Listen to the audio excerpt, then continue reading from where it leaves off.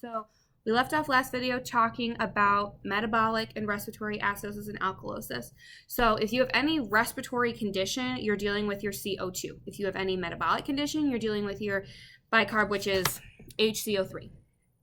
So if it's respiratory acidosis and alkalosis, it'll probably be that you have too much acidosis, which is CO2, or you have too little bicarb. But think about respiratory and CO2. They're linked because respiratory is lungs. That's your acid base. Maybe not your base, acid value, 35 to 45. So CO2, acid, lungs, 35, 45. When you think of bicarb, you think of metabolic. So metabolic, kidneys, base and bicarb, I kind of interchange them. They're kind of like, to me, they're kind of the same thing. When I think of too much base, it's just bicarb. So if I interchange one or the other, I mean the same thing, base, bicarb. So metabolic is base or bicarb. That's your CHO3, and that is your 22 to 26. Okay, so when you have acidosis. So respiratory, it's the cause of respiratory acidosis is hypoventilation. Hypoventilation is like not hyper, like hyper, but hypo, because you're not breathing out your acid. If they give you a narcotic like morphine and your breathing rate decreases, hypoventilation, you're not breathing out your acid, so you're going to become in an acidotic state. For a lot of these conditions, think through it, like logically think through, why would I be acidotic? Why would my lungs be acid? They're filling up with CO2. Why would I fill up with CO2? Because I'm not breathing appropriately. I'm not breathing as fast as I should be, as deep as I should be. It's going to be a lot more like shallow, decreased respirations. Think of when you give morphine. So hypoventilation, you're not getting your acid out. You're keeping all of it in there, so you're going to be in an acidotic state. pH, always an acid, doesn't matter if it's respiratory or metabolic, is below 7.35. Acidotic, whether it's respiratory or metabolic, is below 7.35. Okay, this is where my numbers change, where it always confused me. So if you're high in CO2, which is your acid, which is your lungs, because you're not breathing it out, if you're high in that, you're going to be acidotic. So here it says above 45 because your normal is 35 to 45. So above 45, or on the higher side of 45, but above 45, you're going to be in acidotic state if your acid, CO2, is high.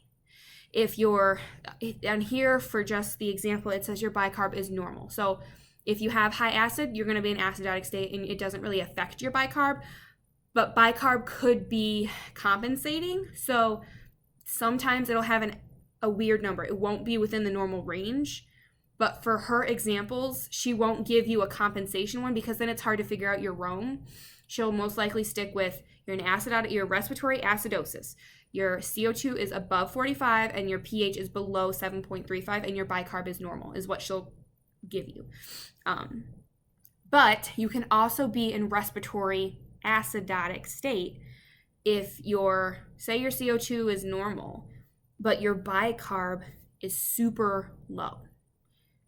You could be in an acidotic state because your bicarb is low. But for this purpose, she'll give you respiratory acidosis. And when you think acidosis, think CO2, lungs. So that's high. pH is low. Respiratory acidosis. Treatment is deep breathe. Get them breathing. Sit them up in bed. Maybe throw some oxygen on them because that's never a bad idea. Tell them to take deep breaths with you.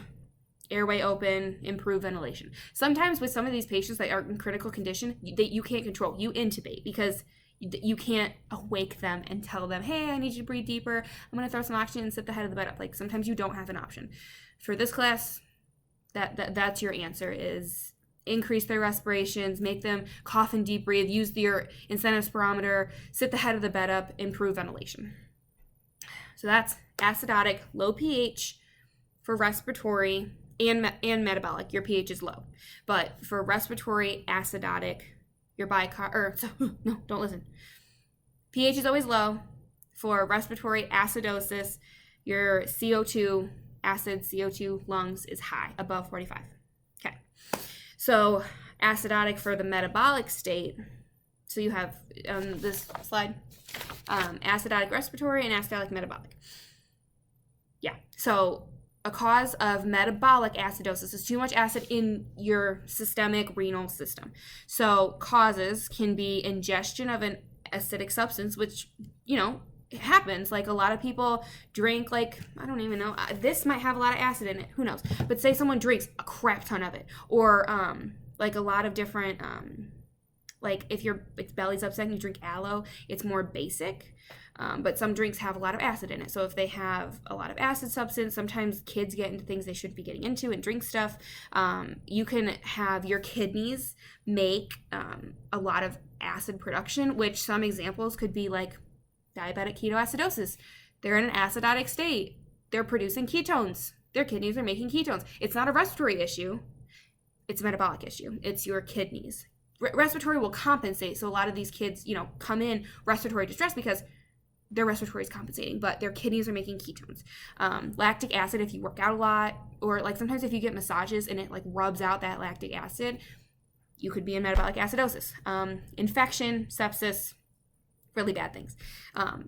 A lot of times you'll see respiratory or metabolic acidosis. Acidosis is very common because so many things can cause it.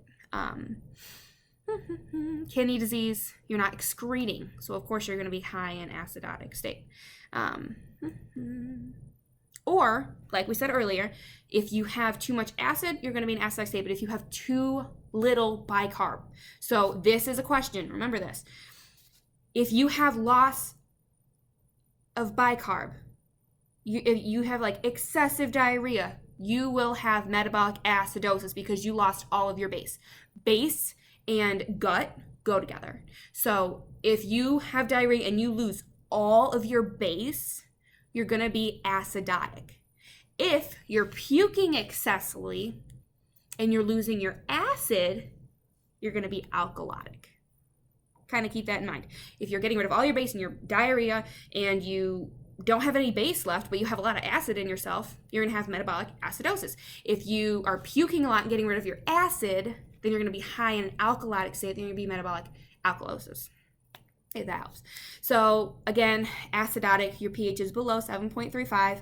For all intensive purposes, your CO2 is normal because it's not respiratory, but your bicarb is above 22. This is where it always got me. I was like, oh, high numbers equal this and low numbers equal that. It's not the same.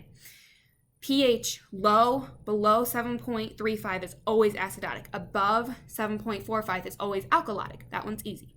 If you have a lot of base, you're going to be alkalotic. If you have a lot of acid, you're going to be acidotic. And that's what I always was like, oh, if you have a lot of each, it's acid, and low, it's not.